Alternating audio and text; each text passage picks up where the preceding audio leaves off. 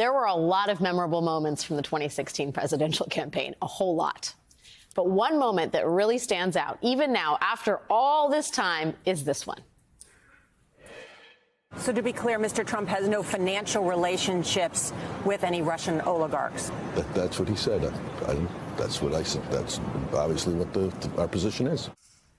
Donald Trump's then campaign manager, Paul Manafort, completely rattled by a straightforward question about Trump's ties to Russian oligarchs. Turns out he had a good reason to be rattled. In the weeks that followed that interview, the New York Times published a series of bombshell reports definitively showing that prior to joining the campaign, Paul Manafort had earned millions in secret cash payments advising Russian oligarchs and pro-Russian political leaders in Ukraine. And within days of those reports coming out, the scandal forced Manafort to resign from the Trump campaign.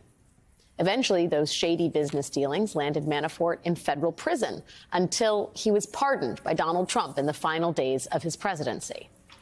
But now, Paul Manafort is reportedly returning to the Trump campaign to help run the Republican National Convention this summer. That's even as new reporting today in the Washington Post shows Paul Manafort will do that while pursuing business deals backed by the Chinese government.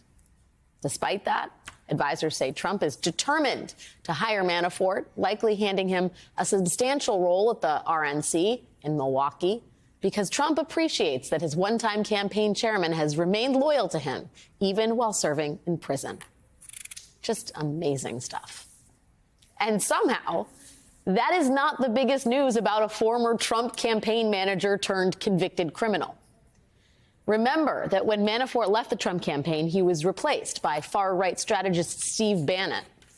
Before the end of Trump's term, Bannon had been charged by federal prosecutors with defrauding political donors in a scam involving Trump's border wall. And so, just like Paul Manafort, Trump also pardoned Steve Bannon. Steve Bannon then promptly turned around and got himself indicted again, this time for refusing to comply with a subpoena from the January 6th committee.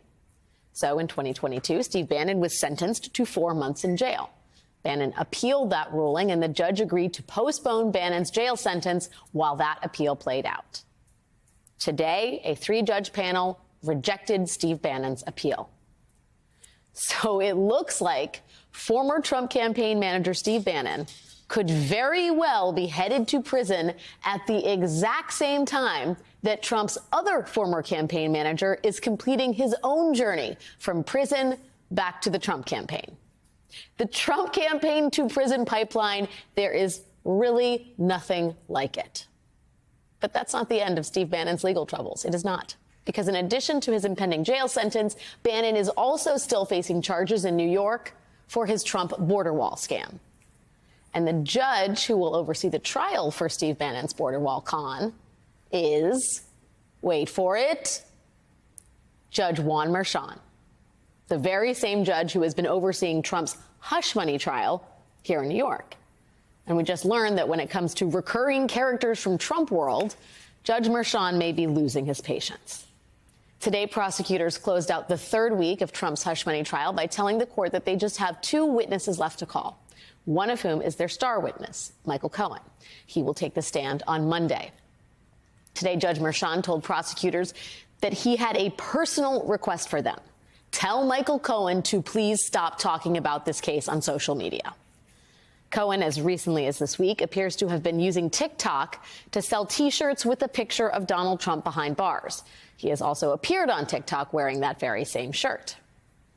Prosecutors today told Judge Merchan that they have already tried to get Mr. Cohen to stop talking about this case. Here's Prosecutor Joshua Steinglass. Judge, we have repeatedly instructed all of the witnesses in this case, to the extent that we have any control over it, to refrain from making public statements. The fact of the matter is we have no control over what they do. We have repeatedly asked the witnesses not to do that. Not just Mr. Cohen, all the witnesses. Judge Merchan then responded, I would direct the people to communicate to Mr. Cohen that the judge is asking him to refrain from making any more statements about this case, about Mr. Trump, or about anything related to this case or the process. That comes from the bench, and you are communicating that on behalf of the bench.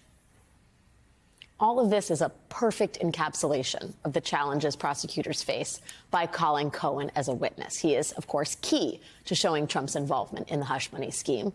But he has also spent the last 6 years as a loud, unabashed Trump critic, which could hurt his credibility in the eyes of the jury. It's the same issue prosecutors faced with Stormy Daniels. Because in Trump world, there are only two kinds of people. There are the Paul Manaforts and Steve Bannons, who will abide Trump's demand for loyalty, defy subpoenas, do their time, wait for their pardons, and then pray for re-entry into Trump world. And then there are the Michael Cohens and Stormy Daniels. Real people with real flaws who can muster the courage to defy Trump, become the object of his fixation, and end up pariahs in a world they cannot escape.